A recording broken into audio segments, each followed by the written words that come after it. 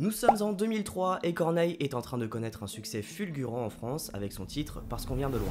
Alors on vit chaque jour comme le dernier, parce qu'on vient de loin.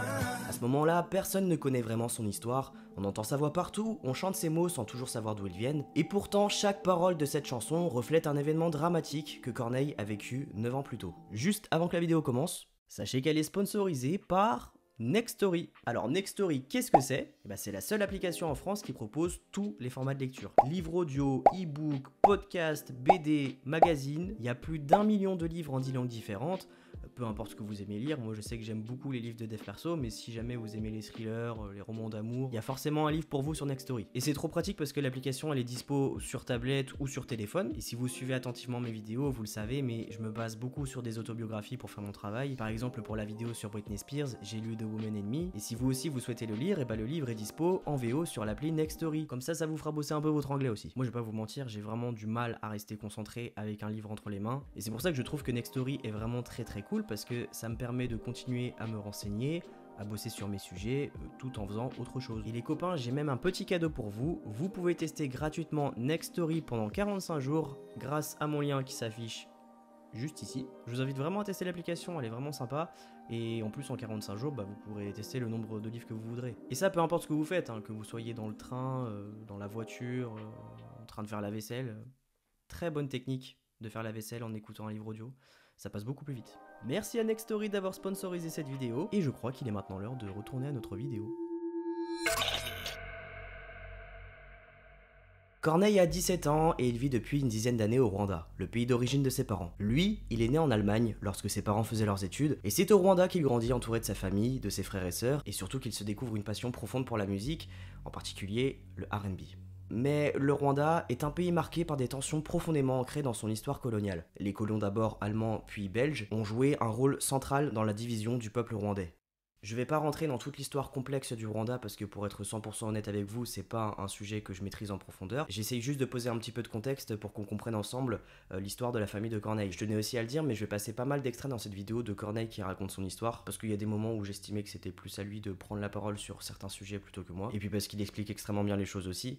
Donc tous les extraits que je vais passer proviennent de podcasts ou d'interviews. Vous pourrez tout retrouver dans la description, je mettrai les liens. Donc pour mieux comprendre l'histoire de Corneille, il faut d'abord revenir sur les tensions profondes entre les Hutus et les Tutsis au Rwanda.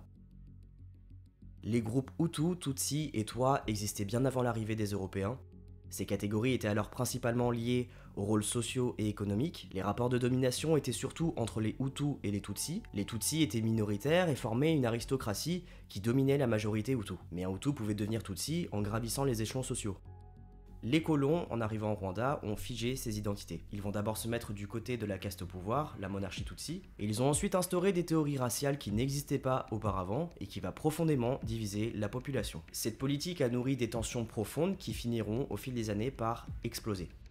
Corneille, lui, est métis. Son père est Tutsi, il a changé ses papiers pour être Hutu, et sa mère est Hutu. En 1990, le pays entre dans une nouvelle phase de très grande tension, c'est la première invasion du FPR, le Front Patriotique Rwandais, composé en grande partie de Tutsis exilés. Cette offensive va raviver les peurs et surtout alimenter une très grande propagande des extrémistes Hutus qui utilisent tous les moyens de communication possibles pour diffuser la haine dans les consciences Hutus. Les Tutsis sont comparés à des cafards, on les caricature dans les journaux, la propagande devient de plus en plus violente, et en 1993, une deuxième chaîne de radio est créée, une radio privée, la RTLM, qui va inonder le pays d'idéologie raciste et de discours meurtriers. Corneille dira avec du recul que le génocide était en réalité prévisible si on prend tous les signaux qui s'étaient accumulés, mais jamais il n'aurait imaginé que ça aille aussi loin. Et il n'était pas le seul, beaucoup, même parmi les familles Tutsi, qui faisaient partie d'une certaine élite intellectuelle, avaient la possibilité d'envoyer leurs enfants en Occident. La famille de Corneille également, qui avait habité en Allemagne, avait totalement la possibilité de partir, c'était même dans ses plans si elle considérait qu'il fallait en arriver là, mais elle ne l'a pas fait parce qu'elle ne croyait pas que le danger pouvait atteindre une telle ampleur. Corneille dira qu'aucun conflit n'avait jamais éclaté à une aussi haute échelle au Rwanda, donc il n'y croyait pas malgré les symptômes qui se présentaient de plus en plus chaque jour. Les parents de Corneille étaient très politisés, son père était un membre influent d'un des partis de l'opposition, il a notamment été emprisonné après avoir été considéré comme un traître de l'État, il avait été victime d'un attentat déguisé en accident de la route, il s'est même fait attaquer par des hommes armés de machettes, et dans son premier livre, Corneille dit qu'il lui en veut un peu de ne pas avoir écouté les signaux qui s'étaient présentés jusque-là, et de ne pas avoir fui le pays. Et l'élément déclencheur arrive le 6 avril 1994. En Afrique, 2 chefs d'État sont morts en même temps. Les présidents du Rwanda et du Burundi se trouvaient dans le même avion quand il s'est écrasé. L'appareil aurait été abattu par qui, on ne sait pas encore. Les 3 membres d'équipage français sont morts eux aussi. Et cet attentat a provoqué de nouveaux troubles meurtriers à Kigali, la capitale du Rwanda. La famille de Corneille entend un bruit de tonnerre dehors. Ils apprennent à la radio que l'avion du président Hutu Juvenal Habyarimana, qui était également accompagné du président du Burundi, a été abattu par un missile dans la capitale Kigali. Le pays est immédiatement placé sous couvre-feu et l'attentat sert de prétexte pour l'horreur qui va suivre. Ils en parlent aux journaux télé tout de suite? Enfin, vous savez que c'est l'avion du président? Oui, tout de suite, ils en parlent. Tout de suite, ils en parlent. Faut savoir qu'on a, au Rwanda, on a 2 chaînes de radio. On n'en a pas 4, on n'en a pas 5, on en a 2. On a que public. On a une qui est publique et une qui est privée. La publique est donc la chaîne publique qui est là depuis longtemps. Et il y a une nouvelle qui est privée, mais quand même qui a un parti bien pris pour... Qui est autorisé par l'État quand même. Ouais. Qui est quand même autorisé par l'État, évidemment. Si c'est pas autorisé par l'État, ça n'existe pas. Ouais.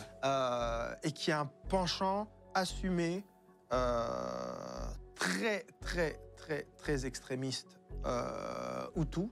Et c'est un petit peu comme ça dans tout, dans toute l'histoire de l'humanité. Tu as toujours un petit groupe de gens qui s'approprient le nom, l'appellation d'un plus grand groupe pour dire « nous, on représente ce groupe-là ».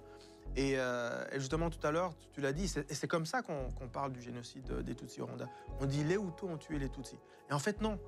Il y a un petit groupe de Hutus qui ont organisé, planifié, qui ont organisé une milice et qui, je ne sais pas s'ils attendaient cet événement pour sévir ou c'est cet événement qui a surpris tout le monde puis qui a servi d'allumage pour commencer les massacres. Sur cette fameuse radio, les extrémistes appellent à se mobiliser contre les Tutsis. Très vite, les extrémistes mettent en place un plan d'extermination qui conduira au massacre de plus de 800 000 personnes et la famille de Corneille en fera partie un peu plus d'une semaine après l'attentat. Je me rappelle pas, il devait être au moins 1h, 2h du matin. Et donc, je ne me rappelle plus qui ouvre, c'est un des domestiques qui ouvre. Mais moi, je suis dans ma chambre et ma mère vient me voir dans ma chambre et me dit « réveille-toi ». Elle a une petite bougie, elle me dit « réveille-toi ». Je ne comprends pas trop, elle me dit « réveille-toi ». Et je me réveille, je la suis, elle va vers le salon. Et je me rappelle avoir croisé un des hommes qui est entré dans la maison et avoir croisé son regard. Et aujourd'hui, c'est le souvenir que j'ai, mais je me rappelle avoir vu un vide total dans son regard. Il y avait une absence d'humanité totale, une absence d'âme humaine totale. Elle me dit, vas-y, rejoins les autres. Et les autres, c'était toute ma famille et les 2 domestiques. Tout le monde était assis dans le salon. J'étais le dernier à arriver, à m'asseoir. Et là, il y a une conversation, une discussion qui commence. Et les mecs parlent entre eux. Quand ils parlent entre eux, ils parlent en swahili. Alors, notre domestique, le jeune homme, lui, il comprend le swahili. Moi, je le comprends, mais à peu près. Mon swahili n'est pas très... Tu avais quel âge, toi? 17 ans. J'ai 17 ans. Je viens d'avoir 17 ans, ouais. D'accord. Et lui, il dit, ils vont nous tirer dessus. Je dis, ben non. Ben non, je pense pas. Pourquoi? Il n'y a pas de raison. En plus, je me dis, bah, on n'est pas des cibles. Ils sont combien de méchants, là, dans la maison? Dans mes souvenirs, ceux qui sont là, il y en a 2 qui sont dans le salon et il y en a 1 ou 2 autres qui sont à l'extérieur de la maison. Et vous êtes combien, là? T'as des frères et sœurs? Oui, il y a moi, mes 2 petits frères, ma petite sœur, donc 4 enfants, il y a mes 2 parents et les 2 domestiques. Donc on est 8.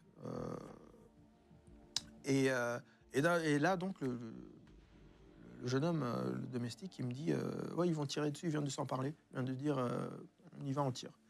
Et ils se mettent à tirer. Et toi, t'es où, là? T'es à côté? Moi, j'étais assis entre le domestique qui était juste là mon petit frère Christian qui était en biais comme ça, mon père était plus loin, et à ma droite il y avait ma mère et ma petite sœur et mon autre petit frère. Et là ils se mettent à tirer. Donc les dernières phrases que j'ai entendues de ces gens-là, c'était des phrases, ils passaient du Swahili au Kinyarwanda, ils portaient des espèces de bottes en caoutchouc. Et c'est à ce moment-là que je me suis dit, parce qu'on nous disait que les soldats du FPR portaient des bottes en caoutchouc, en fait. Et c'est là que je me suis dit, moi j'étais un peu confus, je me disais, pourquoi nous? Je n'ai pas du tout la prétention de connaître tous les dessous des activités de mon père, mais je sais qu'il n'avait pas participé ni de près ni de loin à ce génocide-là. Donc je ne comprends pas, en fait. D'autant plus que je sais qu'il y a un gamin, c'est des Tutsis. C'est des Tutsis qui viennent dans la maison, mais qui se sont fait passer pour des gendarmes de Hutus. Ah oui. En tout cas, des gens du coin qu'on connaîtrait, puisqu'ils ont appelé les prénoms de nos domestiques, ce qui me laisse aussi avec la question de s'ils connaissaient les prénoms, c'est qu'il y avait une préparation, c'est que... Est-ce qu'ils avaient balancé des infos Alors, il y a plein de questions pour lesquelles je n'ai pas de réponse, mais en tout cas, je sais qu'à ce moment-là, je prends cette photo et je me dis, ce ne sont pas des soldats de l'armée rwandaise, ce ne sont pas non plus des milices Hutus, ce sont des soldats du FPR. Ils commencent à tirer, et moi, j'ai un réflexe de sauter derrière le divan qui était, sur lequel il y avait mon petit frère et le domestique, et je me cache derrière, en fait. Et ça se passe très très vite, ils tirent sur tout le monde et ils partent. Mon premier réflexe, évidemment, il y a une partie de mon cerveau qui est encore fonctionnelle, donc qui se tâte pour voir si j'avais pas été blessé. Donc là, je me tâte un peu partout, je me dis, ah non, en fait, non, je suis vivant. Et je me lève, je sors de derrière le divan, et je sais que tout le monde y est passé. Je le sais, mais je ne veux pas regarder. Moi, tout ce qui me reste ce soir-là, c'est une odeur, c'est l'odeur du sang. Le sang a une odeur un peu forte, métallique, un peu acide comme ça, et j'ai ce souvenir-là de cette odeur. Mais je n'ai pas le courage de regarder autour de moi, d'aller, tu sais, le truc qu'on voit dans les films où tu vas tâter le pouls d'une personne. Qu'est-ce qui te fait dire que tout le monde y est passé? Parce que plus personne ne parle, plus personne ne dit rien, et aussi parce qu'il y a eu assez de balles, j'ai entendu assez de balles pour me dire que c'est pas possible qu'on survive à ça. J'ai le vague souvenir, et ça c'est le souvenir le plus douloureux que je garde, j'ai le souvenir des dernières respirations de ma petite sœur qui tout d'un coup s'arrête net. Et le plus triste dans cette histoire, c'est que ces fameux soldats se sont trompés de maison. Ce n'était pas la famille de Corneille qu'ils recherchaient, mais ses voisins. Je suis obligé de faire un saut dans le temps. J'espère que je ne suis pas en train de bousiller ton interview, mais je suis obligé. Parce que je ne peux pas juste m'arrêter à la réponse, parce que la réponse va être trop choquante. La première émotion que je ressens quand je sors de la maison et que je rejoins mes voisins qui me disent « viens avec nous », la première émotion, en prenant bien conscience du fait que je venais de tout perdre, et quand même capable d'intégrer la violence avec laquelle j'ai tout perdu, la première émotion que je ressens, c'est le soulagement. Et je suis obligé de t'expliquer, premièrement, je l'ai ressenti et je l'ai vite caché quelque part dans un coin très profond de ma conscience, en me disant, mais non, tu peux pas ressentir ça. Tu peux pas ressentir le soulagement après une telle tragédie, ça n'a aucun sens. Mais c'est ce que j'ai ressenti. Comme si j'avais toujours su que ça allait arriver un jour. Et que je n'attendais que le dénouement. Le dénouement. Et là, je vais sauter un petit peu dans le temps. On est des décennies plus tard et je suis à la maison. Mon garçon vient de naître, je suis avec mon épouse, on regarde un film. Fin du film, générique, ça finissait toujours un petit peu de la même façon. Mon épouse et notre garçon sont endormis, je suis le seul qui ait fini le film. Et à un moment donné, le générique, bon, c'est un petit peu le moment, la fin du film, il ne se passe plus rien, mais On est dans la contemplation, on repense un petit peu aux scènes qu'on a vues, hein, qu'est-ce qu'on a ressenti par rapport à ça, et il y a de la musique. Puis à un moment donné, je sors de ce moment-là, je regarde mon épouse endormie et mon garçon endormi, puis il y a quelque chose qui m'apaise profondément quand je sais que ma famille dort, que je suis le seul encore éveillé. Encore aujourd'hui, c'est le moment le plus heureux et le plus paisible. Donc tout va bien. Et donc je regarde mon épouse, je regarde notre garçon, je pense qu'il n'y avait même pas 1 an. Et tout d'un coup, j'ai un frisson et je me rends compte que je suis en train de prendre la photo de ce qui s'appelle le bonheur pour moi. Je me dis, c'est ça le bonheur. Et là, je me dis, mais il ressemble juste à ça en fait. C'est mon bonheur, c'est le mien, il m'appartient, j'y suis profondément attaché parce qu'il ressemble précisément à ça. C'est-à-dire que c'est cette femme-ci et non pas une autre, et donc c'est ce petit garçon-là et non pas un autre, c'est cette maison dans ce quartier et non pas un autre. Et je me dis, mais mince, ça veut dire que c'est aussi cette vie-ci et non pas une autre. Et la même vie. C'est la même vie. Et je me dis, mais cette même vie, elle inclut aussi cette nuit-là. Et là, j'ai des frissons en le disant, je me dis, ah, mince, le soulagement, c'était peut-être ça. Peut-être qu'il devait avoir une partie en moi qui savait qu'une partie de ma vie devait finir pour préparer ce que je suis en train de vivre maintenant. Ce moment de soulagement, c'est peut-être une façon de mon moi futur de me rassurer, pour me dire jeune homme, ça va bien aller. Là, tu as l'impression que c'est la fin de tout et tu as l'impression que rien ne sera plus aussi beau que ce que tu viens de perdre. Mais attends, patience. Et je pense que ce soulagement-là était le petit chuchotement de mon destin qui me disait patience, jeune homme, patience, ça va bien aller. Entre avril et juillet 1994, plus de 800 000 personnes ont été tuées, plus de 2 millions de personnes ont fui le pays, Corneille fera partie de ces réfugiés. Quand le FPR prend le contrôle de Kigali, Corneille est contraint de fuir. Il quitte la capitale, à pied comme des milliers d'autres. Des foules entières se mettent en marche pendant des jours, espérant trouver refuge loin des combats, loin des massacres. Un exil épuisant, dangereux, ponctué de barrages militaires, où il faut passer des checkpoints, souvent au péril de sa vie. Il y a quelques centaines de mètres de ce checkpoint, j'entends mon nom. Il y a quelqu'un qui m'appelle. Il m'appelle par mon petit nom, Connie. C'est un nom que seuls les gens qui sont allés avec moi au primaire connaissent. On était en 4e primaire ensemble, on jouait au foot ensemble. Mais là, il est en tenue militaire. Et il est dans un jeep militaire. Et là, il m'appelle et il me dit vas-y, viens voir. Je m'approche, il me dit tu passeras pas le prochain checkpoint. Viens avec nous. Le checkpoint avant ce fameux checkpoint, il y a un premier checkpoint où là, je me fais arrêter. Et le mec, il me regarde, il me dit ouais, vas-y. Il me dit ça, je m'en rappelle. Il me dit non, j'en ai trop tué aujourd'hui. De toute façon, devant, mes collègues ils vont s'en charger, c'est sûr. Et c'est comme ça que je sais qu'en fait, en face, ça sent pas bon. Ça sent pas bon. Et donc, quand lui m'appelle par ce nom que je le reconnais, du primaire, machin et tout, je fais un calcul rapide, j'évalue mes risques, je me dis, je suis mieux avec lui que sans lui. Après avoir fui Kigali, Corneille se rendra au Congo, puis au Kenya, où il prendra un avion vers l'Allemagne où il sera recueilli par des amis de ses parents. Et après plusieurs années à avoir essayé de se réadapter à la vie normale et à avoir été accueilli comme un fils par les proches de ses parents, Corneille sentira le besoin de prendre son envol. En secret, il se consacrera à sa passion, la musique. Il quittera l'Allemagne pour le Canada, un pays où il se sentira plus libre de vivre sa passion pour le R&B et de construire son propre chemin. Corneille se qualifie lui-même de nerd du R&B. Il ne connaît pas le solfège, mais il sait analyser avec précision les harmonies et les constructions vocales de ses chanteurs préférés. Bobby Brown, Boyz II Men, et surtout, il est convaincu qu'il va réussir dans la musique. Pour lui, c'est non négociable, il n'y a aucun doute là-dessus. Après tout ce qu'il a traversé, la vie lui doit au moins ça. Et c'est ainsi qu'il se lie d'amitié avec 2 jeunes hommes très talentueux, Gardy et Gage, dont j'ai déjà parlé dans ma vidéo Que sont-ils devenus, qui cherchaient un 3e membre pour former un groupe, et ensemble, ils forment le trio R&B One. Hello. Je ne voulais pas déranger, mais tu as fait pleurer un homme, et ça tu ne l'as pas remarqué. Pourquoi m'avoir trahi?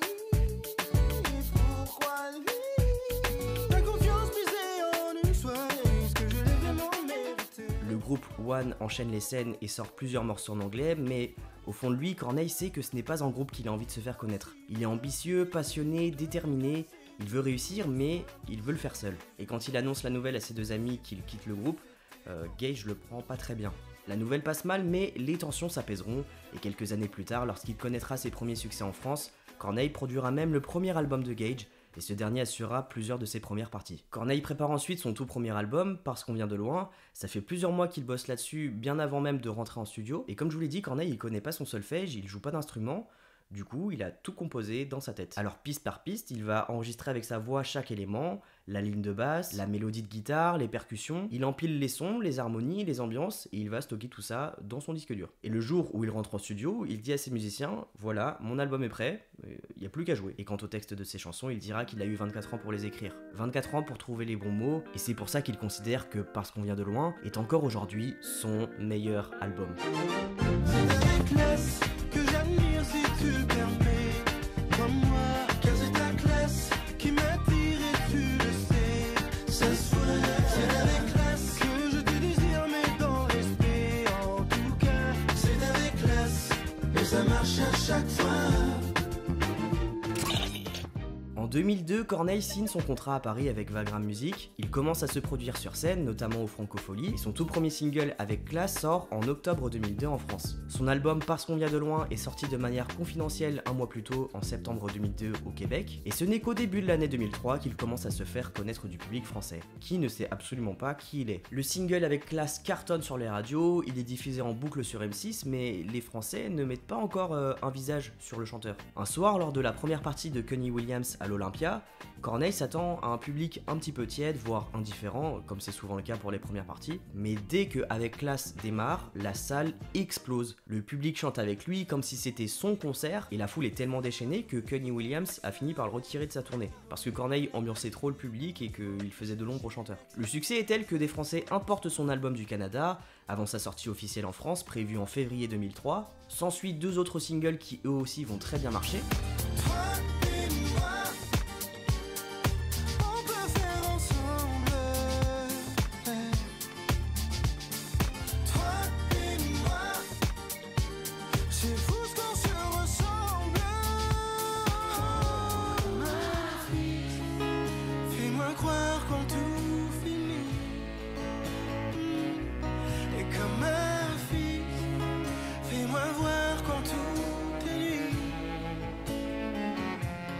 Comme un fils, je t'aimerai qu'importe le prix. Comme un fils, je te devrai toujours ma vie. Si tu m'aimes comme un fils. L'album de Corneille aborde des thèmes difficiles, la solitude, le rapport à la mort, et contient de nombreux sous-entendus liés à son histoire personnelle. Je suis seul au monde, y a rien à faire, je suis seul. Je peux plus le faire, je suis seul au monde. Je me sens seul au monde. Mais à ce moment-là, le public français ne connaît pas encore cette histoire. Elle se raconte seulement à travers la musique, subtilement, sans être dévoilée. Et c'est à la rentrée 2003 que tout commence à changer. Le bouche à oreille du monde de la musique et des médias commence à entendre parler de l'histoire de Corneille, et c'est sur le plateau de Mireille Dumas, sur lequel Corneille est invité, aux côtés d'autres artistes pour une émission consacrée à la résilience, qu'il parlera pour la première fois publiquement de son histoire tragique. Et la diffusion de cette émission coïncide avec la sortie du 4e single de Corneille en radio. Trop de temps à suer, s'écorcher les mains. À quoi ça sert si on n'est pas sûr de voir demain? À rien. Alors on vit chaque jour comme le dernier. Et vous feriez pareil si seulement vous saviez combien de fois la fin du monde nous a volé. Alors on vit chaque jour comme le dernier, parce qu'on vient de loin. C'est Roberto Surleo, qui était le patron d'Énergie, qui a été totalement touché par ce titre, au point d'en pleurer en l'écoutant, et qui va décider de le passer plusieurs fois par jour sur Énergie. Et c'est finalement cette chanson qui va marquer toute la France lors de sa diffusion, et qui va définitivement marquer la carrière de Corneille. Et après la sortie de ce titre, c'est l'explosion. L'album est passé de 100 000 à 300 000 ventes, puis à plus de 600 000 exemplaires vendus, puis 1 million au bout d'un an. Parce qu'on vient de loin est devenu l'emblème de Corneille, et à ce moment-là, les Français le prennent comme un rappel puissant que la vie peut basculer du jour au lendemain. Ils font directement le lien entre l'histoire de Corneille qu'ils viennent d'entendre à la télé et les paroles de la chanson. Et cette chanson a aussi réussi à le démarquer parce que elle le dénotait beaucoup avec les autres morceaux R&B de l'époque. Pour Corneille, adapter le R&B américain qu'il écoutait à la langue française n'était vraiment pas simple. Il ne voulait surtout pas faire une copie maladroite, il cherchait une façon de faire du R&B en français, mais à sa manière. Il racontera que c'est en écoutant des artistes comme Terry Moïse ou Vibe qu'il s'est dit « Ok, c'est ça que je veux faire ». En fait, il voulait juste créer un R&B qui lui ressemble, pas forcément pur ni académique, mais de la musique sincère. Et il le reconnaît lui-même, son tout premier album n'est pas du R&B pur, et il le sait vu son niveau de connaissance en la matière, mais ce qu'il voulait avant tout c'était raconter son histoire, mettre en musique tout ce qu'il constitue. Il y a eu un malentendu en fait dans ma carrière. Et le malentendu a été le suivant, c'est que j'ai connu énormément de succès avec un premier album sur un territoire, sur un marché qui est la France, qui avait aucune culture R&B. C'est-à-dire que j'arrive en France avec un premier morceau qui avait classe, ça joue sur Skyrock à l'époque, ça joue d'abord sur Fun, je me rappelle, ça commence à jouer sur les radios commerciales, ça me permet de toucher un public, mais c'est d'abord un public assez spécifique, c'est quand même un public R&B, rap, qui écoute ce genre de choses dans un premier temps, ok? Ensuite arrive avec classe, Ensemble, un morceau très soul R&B toujours, le clip très quinri, il y a Sonia Rolland dans le clip. Tu vois, on est encore cohérent, on est encore dans le truc, voilà. Et les gens, mais en même temps, avec mon histoire, je touche à l'universel. Je commence à raconter des choses qui intéressent les médias, on va dire, plus généralistes. Et là, on découvre l'humain derrière les chansons. Et là, ça ouvre vers un public plus large. Et là, je commence à faire des plateaux de télé où il y a moi, mais il y a aussi Hélène Ségara, puis il y a aussi Garou, et il y a aussi Cabrel, et je suis un petit peu cette anomalie-là, mais que une grande partie du public reçoit comme étant un membre de ce groupe-là d'artistes de variété. Alors que moi, je ne le suis pas du tout, et ma musique encore moins. Ensuite, et c'est là que c'est ce qui a mis le clou sur le malentendu, sort Parce qu'on vient de loin. Mais la version qui sort de Parce qu'on vient de loin sur l'album n'est pas celle que les gens ont entendue à la radio. C'est-à-dire que la version que les gens ont entendue à la radio, c'est la version acoustique que j'ai fait après sur une version de luxe, et que Roberto Cirlio, que je salue, qui était le grand patron des programmations à Énergie, la radio numéro 1 en France à ce moment-là, pour une raison que lui seul connaît, décide que ce morceau-là, qui était hors format, qui, je suis d'accord avec toi, c'était pas de la variété, c'était un genre de soul acoustique, décide de le jouer à 7-8 fois par jour. Ça devient un carton, ça devient le carton de l'année en radio. Et donc, les gens qui reçoivent ce morceau-là, ils le reçoivent comme un morceau de variété. Mais moi, mon album, c'est pas du tout un album de variété, c'est un album de R&B. D'ailleurs, j'aime trop ce podcast parce qu'à un moment, le chairman, il lui dit « Mais même vestimentairement parlant, t'étais pas du tout R&B ». Et Corneille, il lui dit « Bah oui, mais à ce moment-là, j'ai découvert aussi un pont entre la soul et le R&B, la néo-soul, qui, elle aussi, se démarque musicalement, mais vestimentairement parlant, du R&B ». Au fil des mois, Corneille sera de plus en plus invité sur les plateaux télé, alors officiellement pour faire la promotion de cet album, mais surtout pour parler de son histoire. Les médias français seront forcément très intrigués par la force de son témoignage, par cette survie presque miraculeuse, et par la question « Comment peut-on continuer à vivre après un tel drame ?» Il deviendra malgré lui le symbole de la résilience, mais il avouera plus tard dans son livre « Là où le soleil disparaît » qu'à ce moment-là, il ne s'agissait pas vraiment de résilience, il n'avait pas encore entamé un travail de psychanalyse, ni vraiment pris le temps de se poser pour réfléchir à ce drame. Il était surtout en mode pilotage automatique. Corneille vivait encore dans une sorte de survie, sans jamais vraiment prendre conscience de ce qu'il s'était passé. Il avait enfoui cette douleur dans un coin de sa tête, comme pour la protéger de lui-même. Mais au-delà de son parcours personnel, lorsqu'il racontait son drame aux médias, il le faisait aussi avec une intention, celle d'éveiller un peu plus les consciences, surtout au sein de la communauté internationale. Il voulait qu'on s'intéresse davantage à ces pays qui économiquement ne pèsent pas lourd sur la scène mondiale, mais où des drames immenses peuvent se produire dans l'indifférence la plus totale, comme c'est encore le cas aujourd'hui. Il ne cherchait pas à pointer du doigt des coupables, mais simplement à être entendu. Le grand public français l'adopte immédiatement, il devient un chanteur courage, celui qui fait l'unanimité qu'on ne peut finalement qu'aimer. Son histoire est si puissante que même aujourd'hui, quand on prononce le nom de Corneille, c'est elle qui vient en premier à l'esprit des gens. Ça faisait à peine 1 an qu'il était connu, mais son histoire était tellement touchante que très vite on va l'inviter à l'Elysée, il sera invité au gala des pièces jaunes, il enchaînait les plateaux télé et en quelques mois, il va être propulsé très haut, peut-être même trop haut par rapport à son début de carrière. On lui a donné beaucoup de lumière, alors parce qu'il était très doué, c'est indéniable, mais surtout sous prétexte qu'il était un rescapé. Alors bien évidemment, c'était pas dit, mais c'était très sous-entendu. Par exemple, le président Chirac, à l'époque, il lui a même proposé de prendre la nationalité française. Et Corneille le sait, c'est un peu facile quand même. Il a fallu qu'un chanteur avec de la notoriété fasse pleurer des Français pour que tout de suite, on s'intéresse un petit peu plus à ce génocide. Et il va y avoir un très gros contraste entre le désintérêt du monde au moment des faits et l'énorme attention qu'on lui porte à ce moment-là parce qu'il est célèbre et que son histoire est super touchante. Il dit dans son livre « Avec un génocide dans ma bio, il m'a été donné le droit d'être aimé de tous et respecté de la plupart. Comme si la France entière avait conspiré pour m'octroyer l'immunité. Personne ne plaît à tout le monde. Pourquoi aurais-je fait exception ?» Dès que mon histoire a été un peu connue, survivant du génocide rwandais est devenu mon nom de famille. C'est-à-dire que c'est comme ça qu'on me présentait partout. Je me rappellerai toujours la première fois où je suis allé aux Victoires de musique, où j'ai chanté, qu'il a fallu me présenter. Je me rappelle, je pense que c'était Monsieur Delarue qui m'avait présenté, qui, avant même de dire l'artiste-compositeur, l'auteur-compositeur-interprète Corneille, c'était le survivant du génocide rwandais. C'était un drôle de titre, c'était un titre très étrange quand justement on se dit qu'on essaie de faire de l'art justement pour s'en sortir, finalement se rendre compte qu'on est en train de s'enfoncer de plus en plus dedans. Finalement, son histoire personnelle prendra un petit peu le dessus sur sa carrière. Très vite, il sort un 2e album qui est également un carton. On sent à travers ses chansons qu'il porte beaucoup de choses en lui, qu'il cherche à se libérer et qu'il n'a peut-être pas encore fait la paix avec son histoire.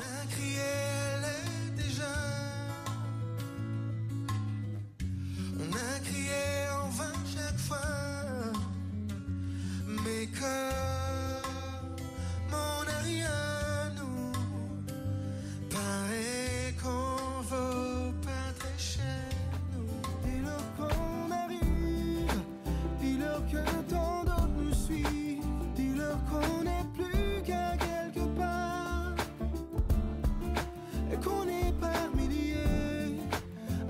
sans papier, des marchands de rêve. Si c'est vrai qu'elle nous aime malgré tout, si c'est vrai qu'elle donne aux humbles jours, moi je dis que le bon Dieu est une femme. Musicalement, je trouve que cette quête intérieure, elle se ressent au fil de tous les albums qu'il a sortis. Justement, ses albums les plus récents sont beaucoup plus joyeux, beaucoup plus funky, limite dansants, chose à laquelle il ne nous avait pas du tout habitués dans les années 2000. Corneille expliquera qu'il vivait une véritable dichotomie entre l'amour de sa famille qui lui a été volé, les blessures qu'il n'avait pas guéries, et l'amour immense, presque incommensurable qu'il recevait de son public. Il pensait que la célébrité pourrait panser ses plaies, mais ça n'a pas été le cas. Parce que la vérité, c'est que, au fond de lui, Corneille devait affronter plusieurs traumatismes. Celui qu'on connaît, mais aussi un autre qu'il cache, par honte, par peur, comme c'est malheureusement souvent le cas pour les victimes d'inceste et d'abus sexuels. Dans son premier livre, il confiera avoir longtemps refoulé l'abus qu'il avait subi de la part de sa tante à l'âge de 6 ans. Ce n'est qu'en 2009 qu'il décidera d'en parler à travers la musique. Une berceuse aux notes fatales, un chantage subliminal, un baiser de trop, faux air familial. Une caresse, rien de méchant, d'une adulte à un enfant. Aucun danger, paraît qu'on est du même sang. Aujourd'hui, avec du recul, il dit qu'il n'avait pas du tout le profil pour être un chanteur célèbre, et que s'il a cherché à en faire son métier, c'est surtout pour partir à la recherche de l'amour qu'on lui a enlevé. Mais la vie lui a finalement rendu ce qu'on lui avait arraché, alors sous une autre forme, en la personne de Sofia de Medeiros. Cette femme est l'un des piliers de sa vie, dont il parle pratiquement dans chaque interview, et qui l'a aidé à trouver l'apaisement qu'il recherchait. Je vous souhaite sincèrement à tous de vous trouver une personne qui vous aimera autant que Corneille aime sa femme, parce que vraiment, Il est piqué. Il travaille également avec elle a coécrit plusieurs de ses titres, et pour d'autres artistes aussi, et à chaque fois qu'il prend la parole pour parler de bonheur ou de guérison, le nom de Sophia revient tout le temps dans sa bouche. Donc, si je devais parler de l'histoire de Corneille, j'étais obligé de parler de sa femme, parce qu'il l'évoque lui-même tellement, avec des mots tellement magnifiques en plus, qu'elle est finalement presque essentielle à son histoire et à sa guérison. Il raconte dans son livre que, lors de leur mariage, elle a préparé une table pour la famille disparue de Corneille, avec autant de chaises que de membres de sa famille. Dans son livre, il dit « Ils n'étaient pas là, et leur table était vide, mais Sophia a réussi à les faire vivre avec ce geste. Bien que je ne les ai pas vus, je sais que grâce à Sophia, ils m'ont vu me marier. »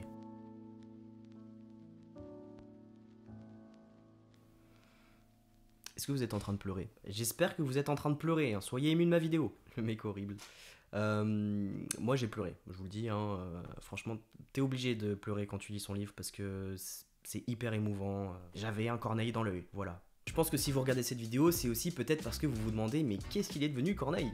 Alors déjà, j'espère que vous comprendrez le fait que j'ai pas passé toute la discographie de Corneille parce que mine de rien, il a quand même pas mal de chansons. Je vais vous en passer quelques-unes bien évidemment. Alors après les deux albums que je vous ai cités tout à l'heure, il a sorti 2 autres albums à la fin des années 2000. En 2007, il a sorti un album en anglais qui est une pépite. Franchement, je vous le conseille, allez l'écouter.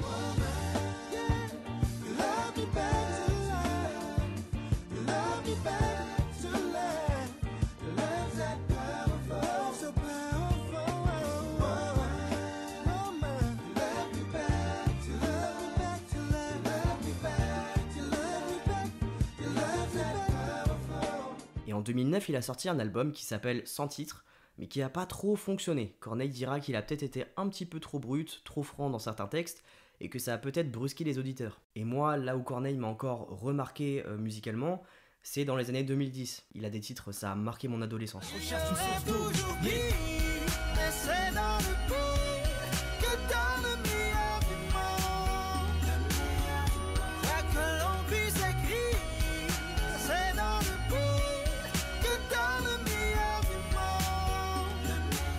J'ai saigné cette chanson, je peux pas vous dire combien de fois je l'ai écoutée.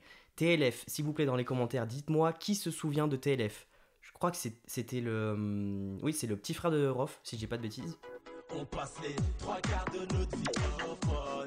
On se séduit, on se découvre, on s'attache au phone. J'ai saigné ces deux musiques. Après ça, Corneille, il a sorti d'autres musiques. Normalement, si vous viviez pas dans une grotte, vous avez dû les entendre. Parce qu'on est des pères, parce qu'on est des hommes, parce qu'on est des frères, et qu'on se pardonne, même en bas. On est des hommes, même en bas. Amis, on est presque là. Ça fait trop longtemps qu'on attend sur les quais, garde la chance vers le bout d'un enfer. Oh, au-delà de ta raison. I'm gonna take this cup to the city of love. Je me cherche à comparer, tu pourras m'accompagner là où je comptais pas aller. Et aujourd'hui, la génération post-2000 qui n'avait peut-être pas connu les premiers singles de Corneille en dehors de Parce qu'on vient de loin, a pu redécouvrir son classique avec classe. C'est comme Corneille, c'est comme classe, toi-même tu sais, c'est comme Corneille, c'est comme classe, toi-même tu sais, toi-même. Aya Nakamura, qui avait déjà fait une cover de cette chanson quelques années plus tôt, s'est associée à lui pour un remix donnant une nouvelle vie à ce titre emblématique. Récemment, Corneille est aussi apparu dans plusieurs podcasts pour parler de son histoire, notamment à l'occasion de la sortie de son livre La mélodie du pardon. Et parmi ces podcasts, je vous conseille vivement d'aller écouter celui des Lueurs et celui du Chairman pour vous servir. Chairman pour vous servir. Alors déjà parce que c'est deux podcasts dont je suis très très fan.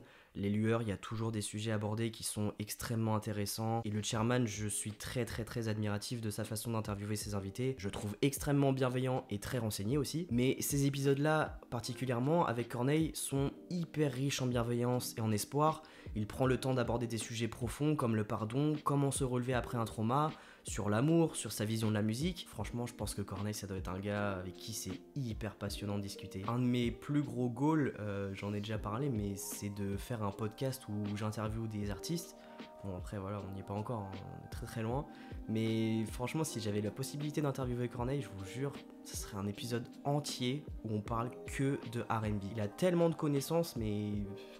éduque-moi Corneille. Il a des paroles tellement sages, Ça fait vraiment du bien, j'aime vraiment beaucoup la façon dont il analyse ses émotions. Moi je trouve que c'est quelque chose qui est difficile à faire, donc je suis assez admiratif.